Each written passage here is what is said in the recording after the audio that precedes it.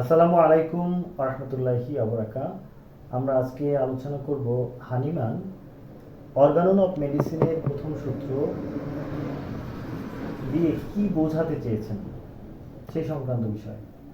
আমরা হোমিওপ্যাথি চিকিৎসক হয়ে যাই 4 বছর পড়াশোনা করে, কেউ 5 বছর 5.5 বছর পড়াশোনা করে। মূলত হোমিওপ্যাথি কিংবা অর্গাননকে যে ধারণ করতে হয় সেই ধারণটা আমরা করতে পারি না, যার ফলশ্রুতিতে কি দাঁড়ায় সেটা হলো আমরা যোগ্য এবং পারফেক্ট হোমিওপ্যাথ হয়ে উঠতে পারি না।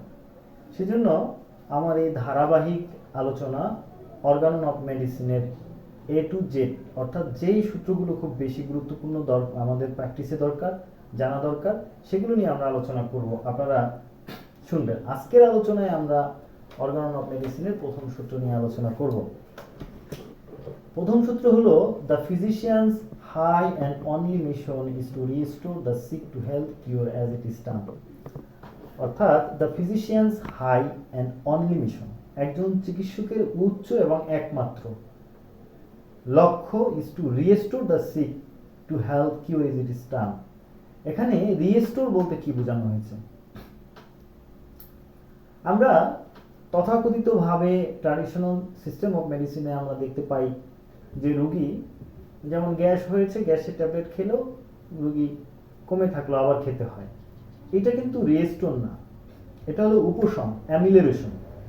তো আমার কি করতে হবে? রোগীকে যদি আমি গ্যাস্ট্রাইটিসের চিকিৎসা করে থাকি তাহলে রোগী আর গ্যাস্ট্রাইটিসের ওষুধ খেতে হবে না।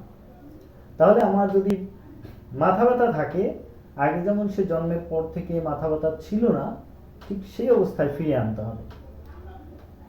সিক অর্থাৎ অসুস্থ রোগীকে টু হেলথ, টু কিওর এবং তার আরোগ্য দেওয়া অ্যাজ ইট ইজ ডান, যেভাবে অর্গানন অফ মেডিসিনে নির্দেশ দেওয়া হয়েছে। অর্থাৎ আমরা একজন রোগীর চিকিৎসা করার ক্ষেত্রে আমাদের একমাত্র লক্ষ্য থাকবে যে রোগী তার স্বাস্থ্যের পুনরুদ্ধার হয়, এরকম।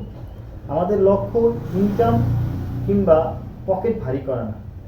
যদি আমরা এই লক্ষ্য, এই চিন্তাকে ধারণ করতে পারি, আমাদের পকেট ভারী হবে, সম্মানও অর্জন হবে।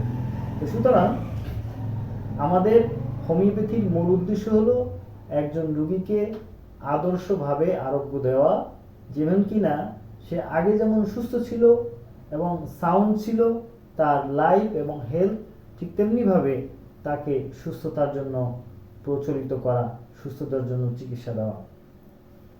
তো সবাই ভালো থাকবেন, সুস্থ থাকবেন।